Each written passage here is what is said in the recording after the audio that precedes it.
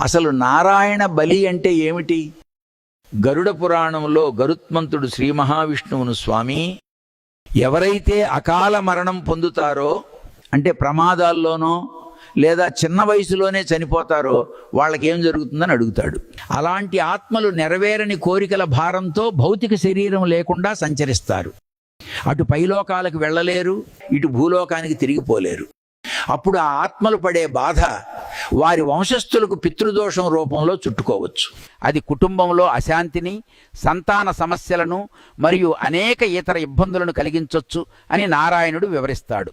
మరి ఆ ఆత్మలకు శాంతి లభించదా అని గరుత్మంతుడు అడిగితే అప్పుడు నారాయణుడు చెప్పిన పరిష్కారమే ఈ నారాయణ బలి. ఈ కర్మలో భాగంగా మరణించిన వారి వారసులు అతని పేరు మీద పిండ ప్రదానం చేయాలి. ఈ పవిత్రమైన కర్మ ద్వారా ఆ నైవేద్యాలను తానే స్వయంగా స్వీకరించి ఆ ఆత్మలను వారి బాధల నుండి విముక్తి చేసి మోక్షాన్ని ప్రసాదిస్తాడు. తద్వారా ఆ కుటుంబంలో మళ్ళీ శాంతి సౌభాగ్యాలు నెలకొనే పరిస్థితులు కలుగుతాయి. మీరు కూడా మీ పితృల కోసం నారాయణ బలి చేయించాలనుకుంటే శ్రీమందిర్ వారు గోకర్ణ క్షేత్రంలో శాస్త్రోక్తంగా అనుభవజ్ఞులైన వేద పండితుల చేత ఈ పూజను నిర్వహిస్తున్నారు. వాళ్ళ ద్వారా ఈ పూజలో పాల్గొనొచ్చు.